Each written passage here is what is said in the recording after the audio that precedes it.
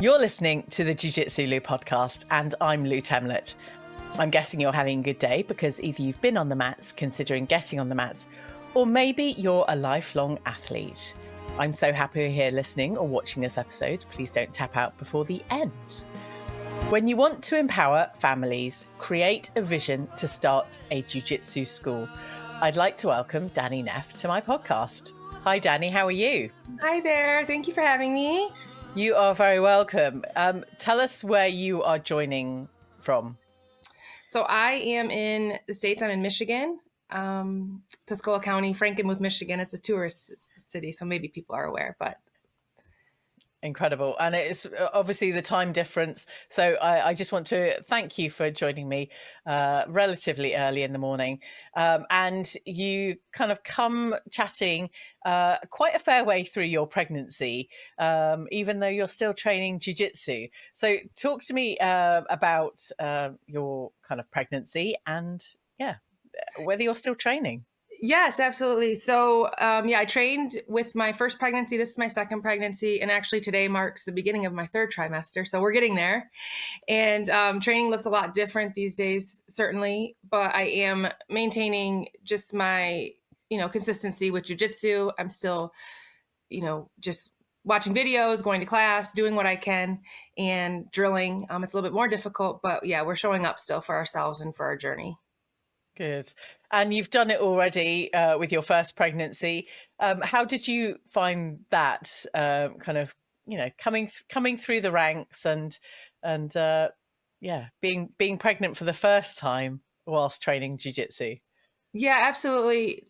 Jiu-jitsu has been a big part of my life for a few years now. And I made a promise to myself, that it would always remain that way. So my husband and I actually did jiu-jitsu at our wedding reception. We got pregnant right away. Yeah. And I just kept showing up, and I actually got a few promotions throughout my pregnancy. My coach would like to highlight the fact that I was there oftentimes when some people would not show up because they had a sore ankle or something. So, but yeah, it's really just, you can always get something out of class, even if it's not a super hard round, right? Some people think that the only reason you go to class is to get these brutal rounds where you're, sweaty and hurting and, tapping people, getting tapped. But really, you can get so much out of watching people. And it allowed me to evolve my way of training, kind of. Good.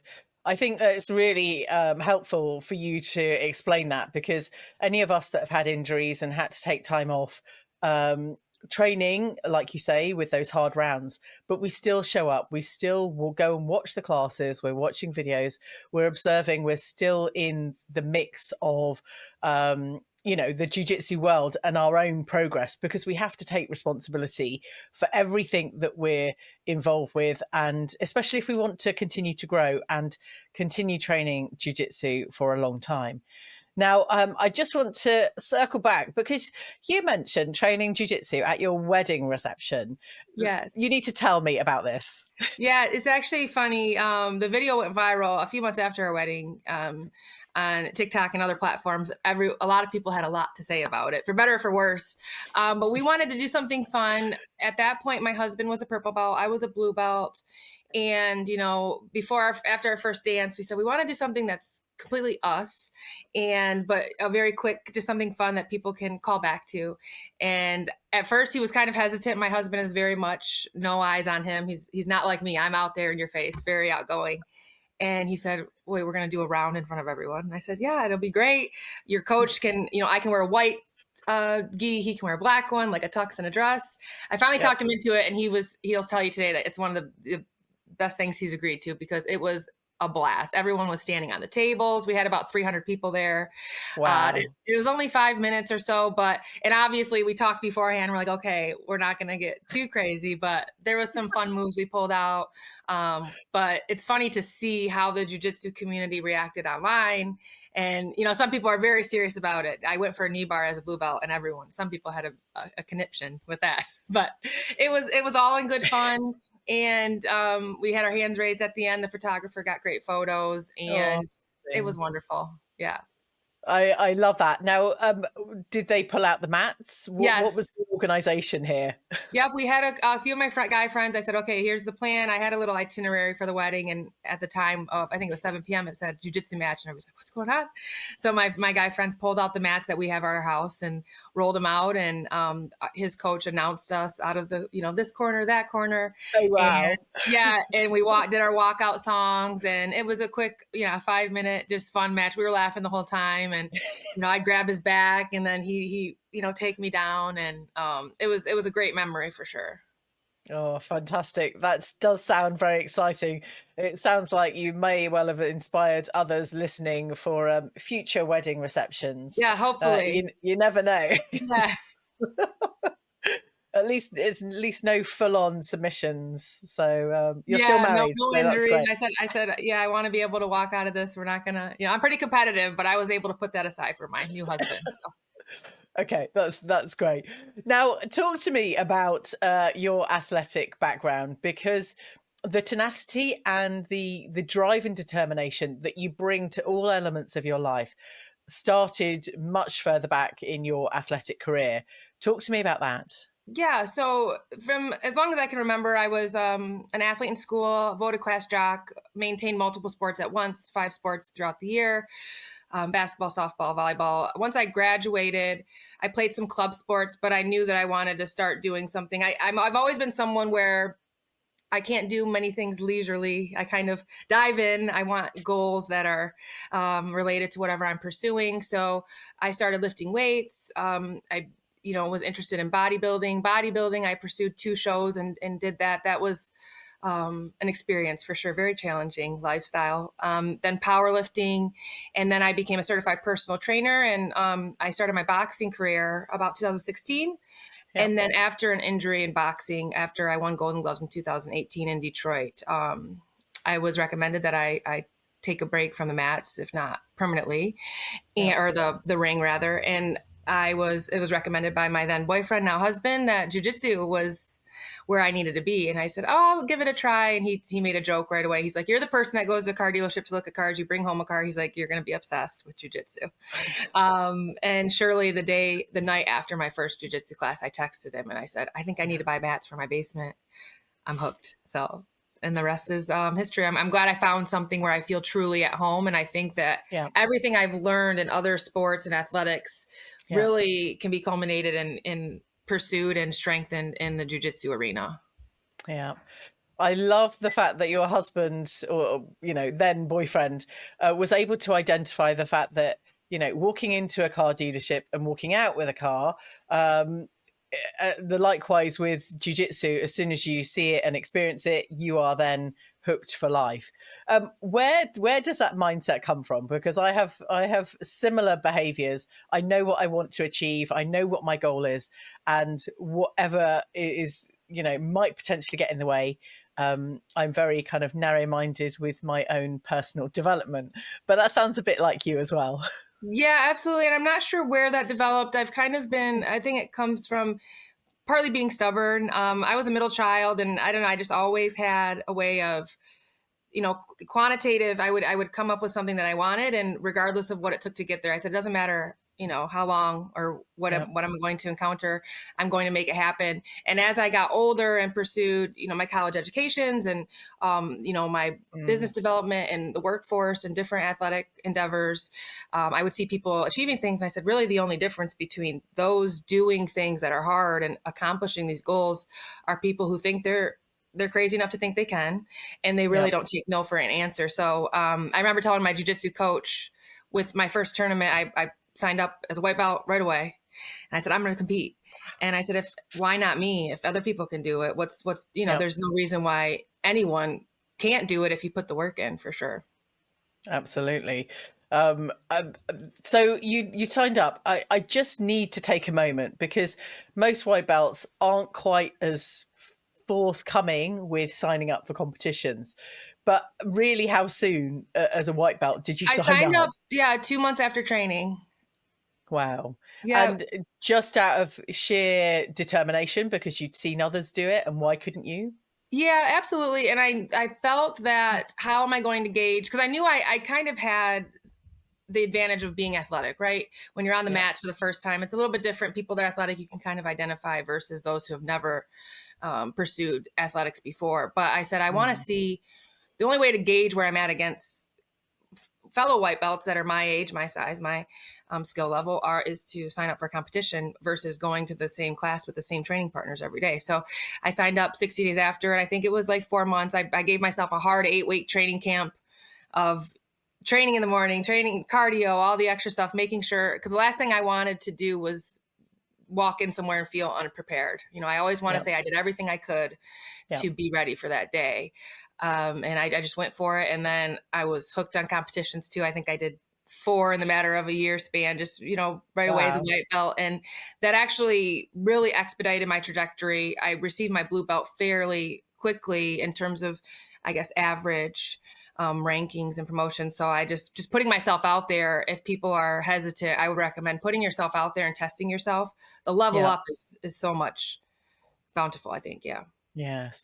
Now, I just want to come back to your boxing career and you receiving Golden Gloves in Detroit. What did you ever have that in your sight and goals to achieve? What was your kind of journey through boxing? Yeah, I loved martial arts. Just when I found my first martial arts gym, I liked that kind of the tenacious atmosphere and kind of the grit that I felt. And then actually, funny enough, I watched the Rocky movie for the first time in like 2016. And I had told my friend, I said, I think I want to box. I think this looks really fun. And they're like, you would say something like that. But I just started training to train, not to compete. And Yeah. then once I started improving and kind of advancing as a striker, I was like, this is something that I might as well, just like I said, I like to just go the next level, which would be competition. Yeah. And my first competition didn't go as planned. It was both of our first competitions, more so a draw. It was very chaotic and just throwing punches, like just, it was intense to watch. Yeah. And then I was able to dial it in and really train with more purpose. And then, yeah, that was my second competition was Golden Gloves. And I'm glad I did it for sure. But it was just something I got in my mind again. And I said, I want to compete in boxing. So. I want to dig into this competition because whilst you start activities, you don't intentionally think that you're going to be competing in the sport. But what happened before boxing? Or was that just the Rocky movie that inspired you? For boxing, For the competition. competition wise, I think Yeah. it's something where I start training for something. For bodybuilding, for example, I started lifting weights and my physique started changing, and then I started, being more familiar with the bodybuilding world and athletes because Yeah. that's the world I was in. And I said, oh, there's competitions that you could sign up for, and I was like, the best way to get better and Yeah. the most certain way to find out where I'm lacking is Yeah. to display my skills or my physique or whatever it is I'm doing and kind of have someone judge me or have someone. So that started very early on. And I love the competition feel too from a very young Yeah. age. I've always been very competitive. And I love that, just like that competitive nature of, okay, me against the world type of feeling. So yeah, I'm not sure. It's definitely ingrained in me. Luckily, I'm in jujitsu for life because I don't know how much more starting and competing. I'm happy here, but yeah, starting That's something good. always ends with, it seems, competition of Yeah. some sort. Now, do you remember your first ever competition, whether that's in sports or, weightlifting or powerlifting? Is there anything much earlier in your competitive nature? Do you remember? Yes, I remember when I was young.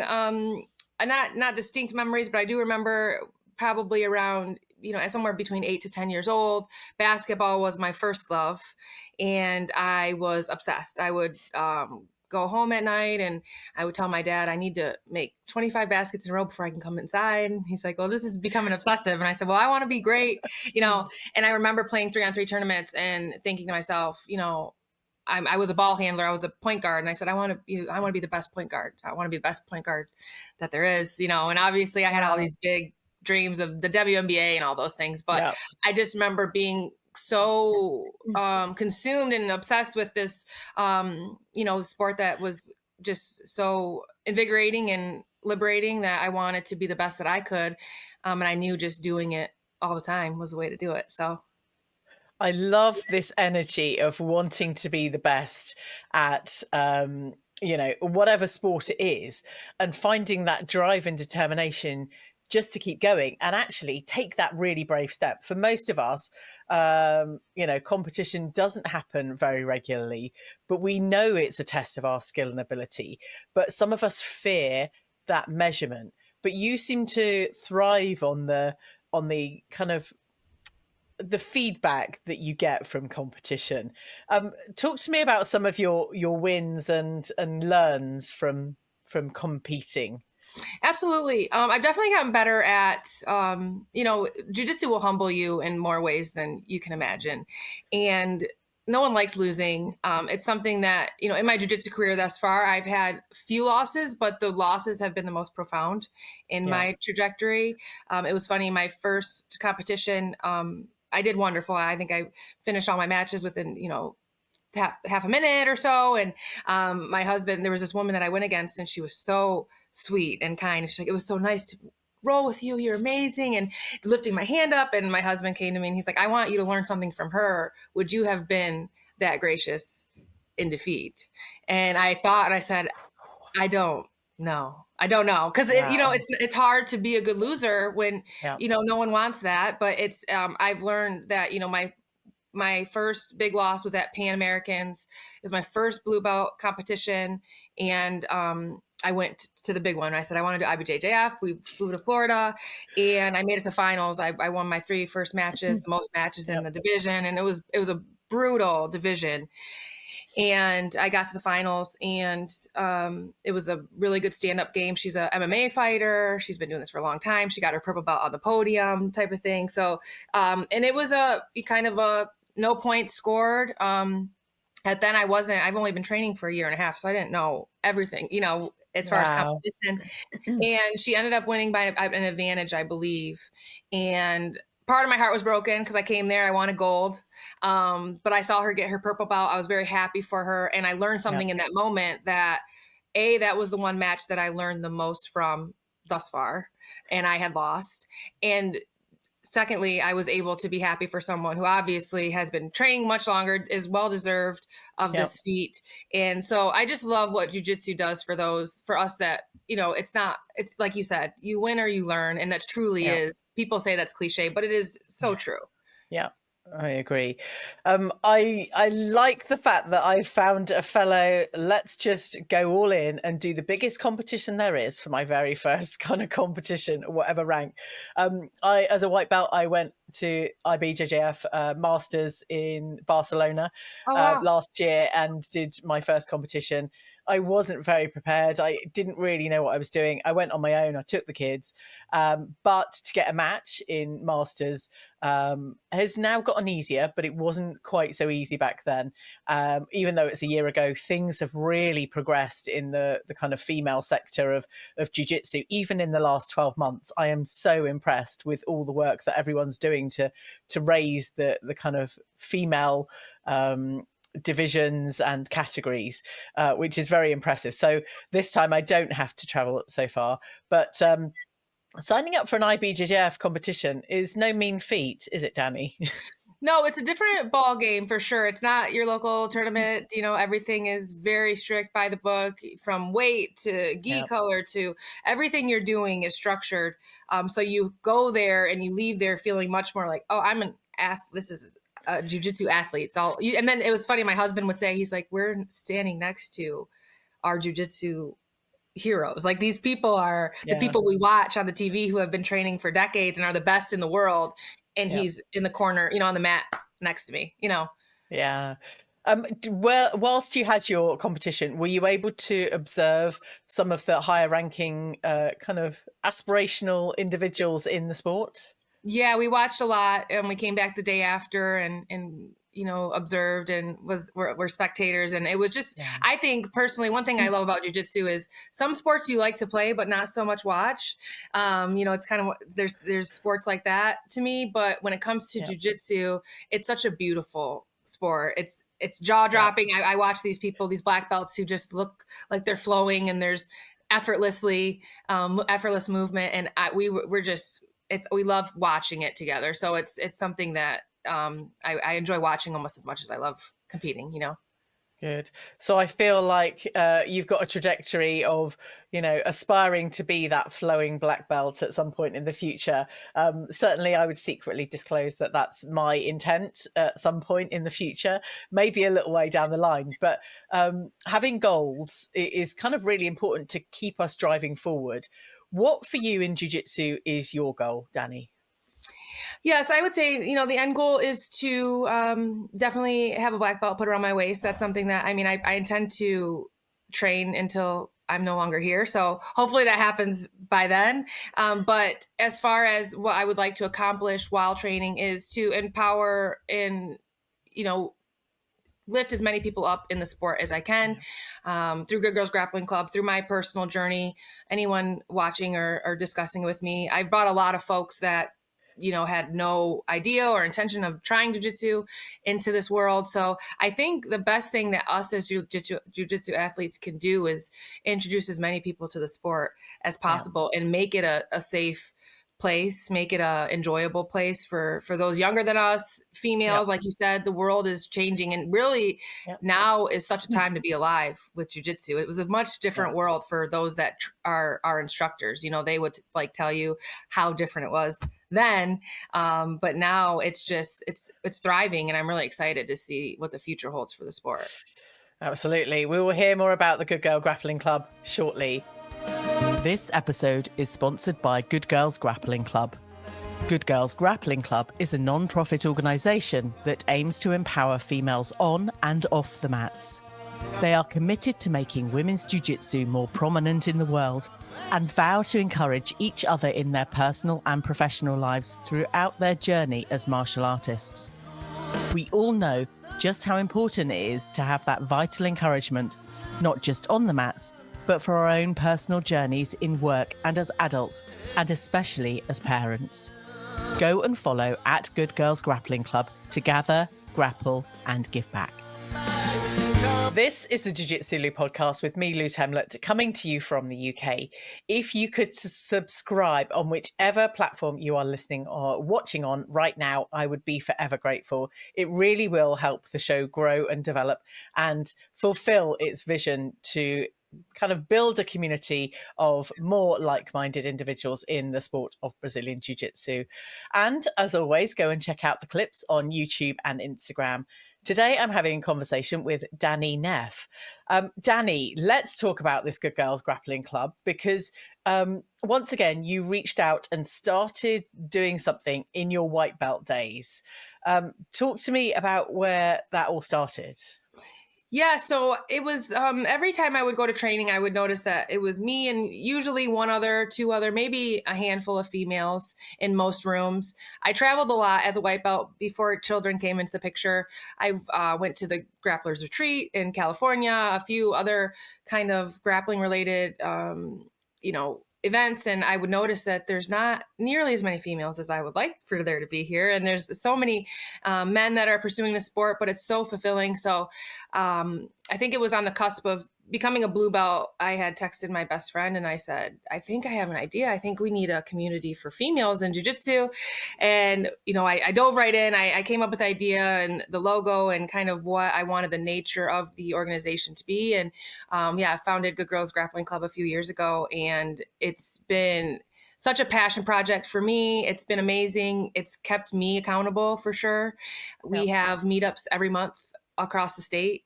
And it does take effort and time, but we actually just had our first ever tournament, a female only tournament.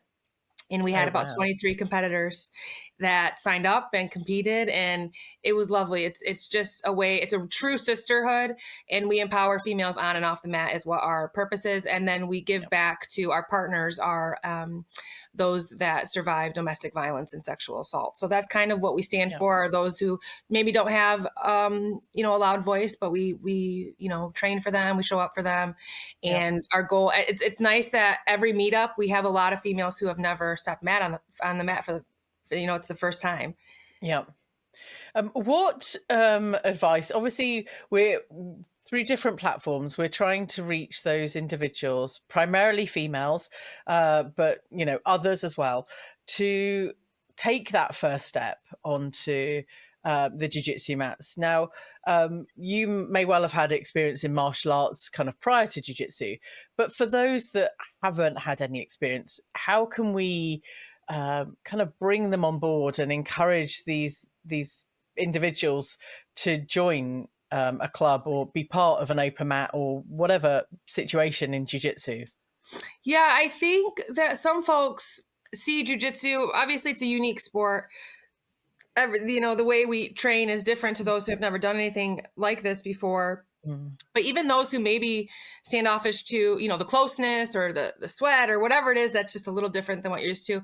I would say yeah, that you don't know unless you try. Is firstly, you have no idea what it is until you actually try. So yeah, give yourself the benefit of the doubt, the sport the benefit of the doubt of just showing up once and see what happens. 9 times out of 10, like we said earlier, often we find that we love it and we're in it for good.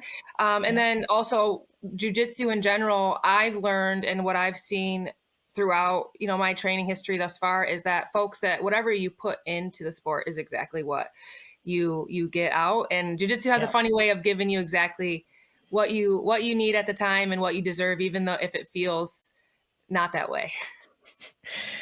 Talk to me about the kind of means behind supporting domestic violence charities or kind of support network for bringing women into the jiu-jitsu world. Where does that all kind of come from?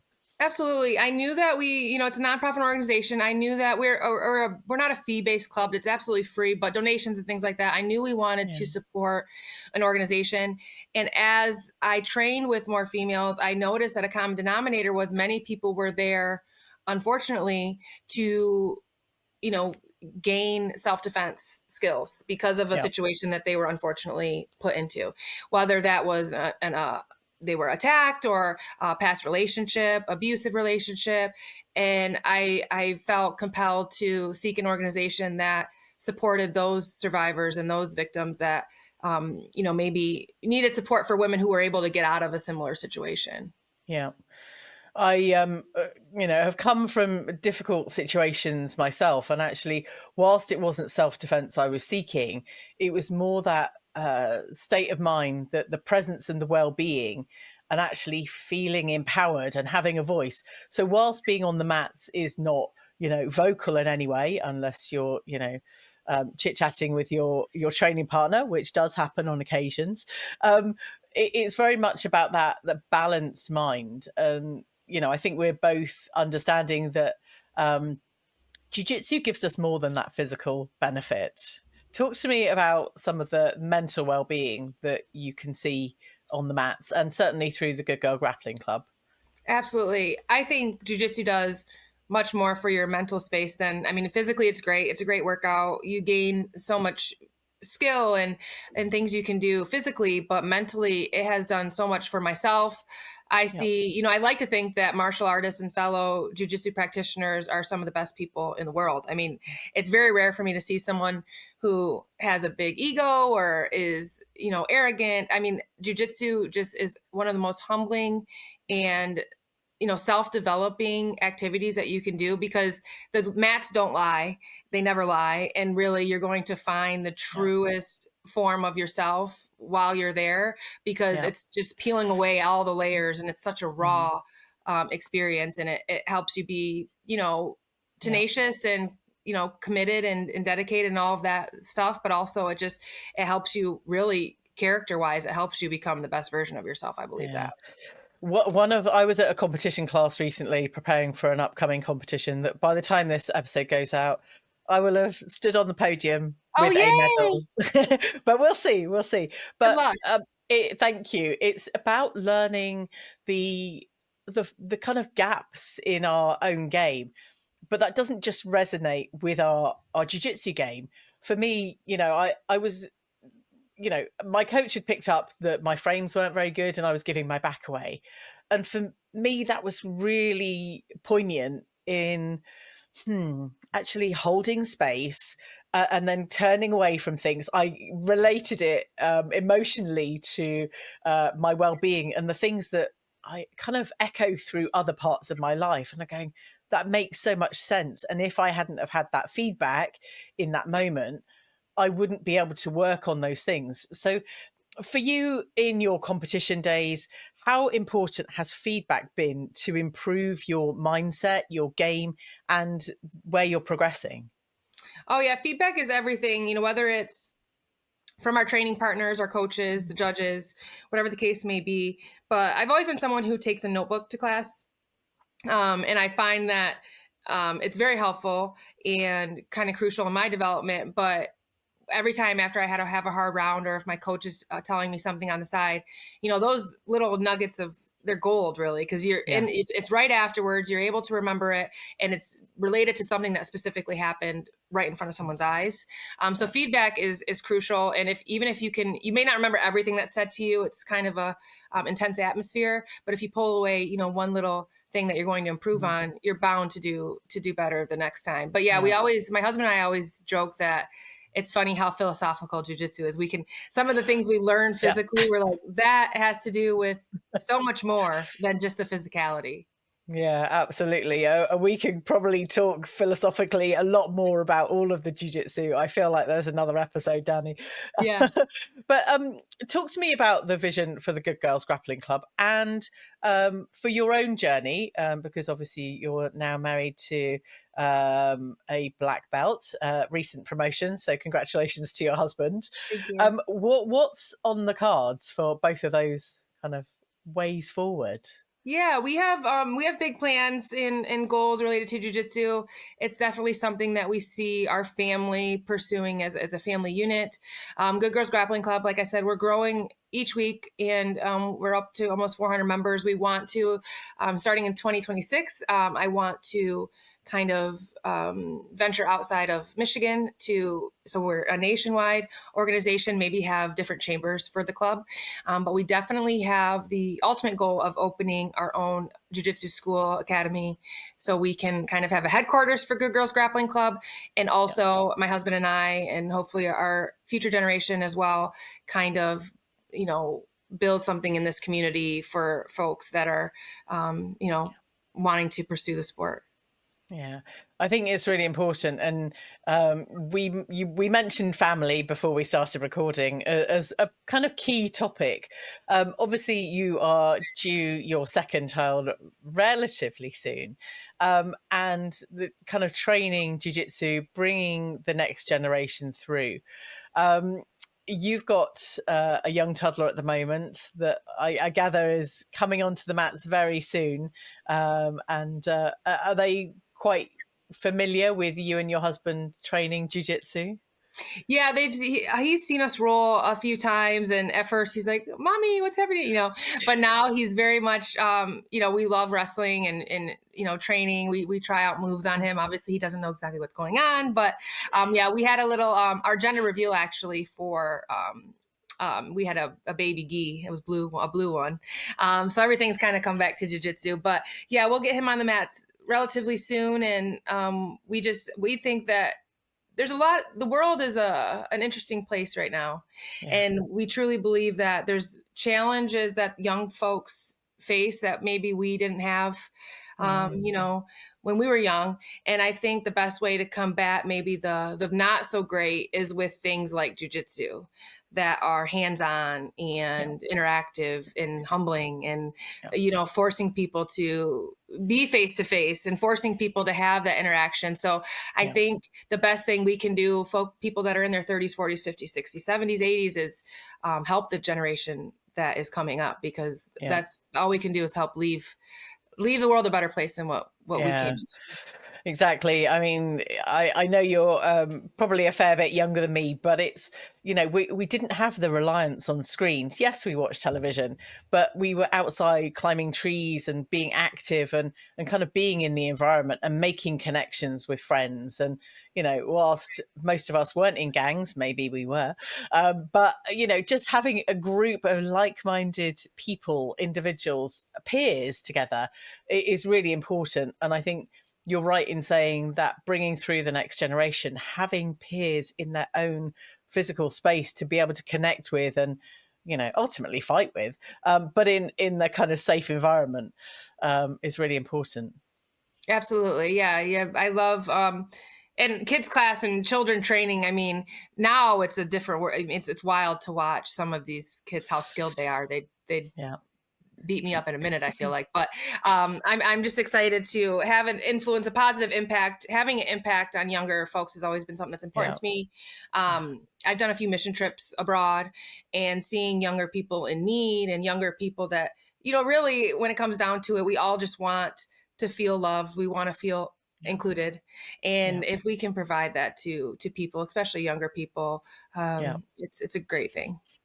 Yeah, I think all of us would agree, whilst we have our kind of native families, we see the jiu-jitsu community as our kind of wider extended family. And, wherever you are or wherever you visit in the world and there's kind of a jiu-jitsu school, you are mostly, probably wholeheartedly welcomed, because it's a language that is fully international, and everyone's welcome. Yeah, it's wonderful. I love the jiu-jitsu community. It's nice being on vacation or somewhere and seeing someone with a jiu-jitsu shirt or jiu-jitsu, and instantly it's we're friends. Let's talk about. Yeah. Yeah, exactly. That there's no barriers. If you see someone with a jujitsu apparel or jujitsu something on, it's a talking point. And even if you don't know them, you know them. You know what they're all about. Yeah. They're and you can assume that they're good people too. So Yeah, exactly. So if you're caught walking around a city or another country and you're wearing jiu-jitsu stuff, expect to be tapped on the not tapped clearly immediately, but to have a conversation with someone else in the jiu-jitsu absolutely. community. Don't go and tap someone out that you don't know in another country, please. Without warning. Arm around the neck. Exactly. Um, Danie, it's been really great to chat with you. Do you have anything else to share that you kind of want to talk about? No, it was lovely. I think that we touched on a lot of things. Hopefully that anyone listening feels invigorated, empowered, and capable. Ultimately, we're all capable of doing the hard things. I always say, Yes. whether you're new, you've been doing this Yeah. forever, we're all capable of doing the hard things. So Yes. Now, have you had a gender reveal for your current pregnancy, or is that under wraps? it's under wraps. We don't know, so we're actually being surprised, which I'm finding is very rare these days. Everyone's acting like I'm Yeah. a crazy person. Or doing something out of character, Danie? Yeah. Yes. Right. So we'll be surprised here in a few months, but Oh, healthy baby is fantastic. what I'm hoping for. Yeah, exactly. And I think it's really important actually to try different things and different behaviors that we're not quite so familiar with. If you haven't competed and you're thinking about it, go and register, go and get yourselves on the competition mats, take a leaf out of Danie's book. A couple of months into white belt, get on with it, get your first competition out of Right. the way. But equally, using it as a measure of your own performance, I think it's really healthy, considering most of us train regularly, if not a few times a week. Sometimes we don't know how we're getting on. We might have a sense, but putting ourselves out there for competition, and like we were saying earlier, there are so many more kind of female divisions. There's more of us out there now competing or wanting to compete, so we just have to keep going, which is Absolutely. Get your feet wet. amazing. Or not. Yeah.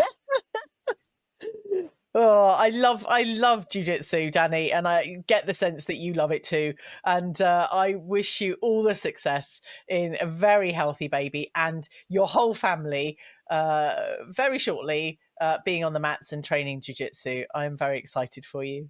Thank you so much. It was a pleasure speaking with you, and hopefully, who knows, maybe I'll be abroad one day and we'll have to train in person together. That sounds incredible. I have a lot of places to visit, Danie, but you are on my list. Now, how can people follow your journey and get involved with the Good Girls Grappling Club? Absolutely. So our website is goodgirlsgrappling.com.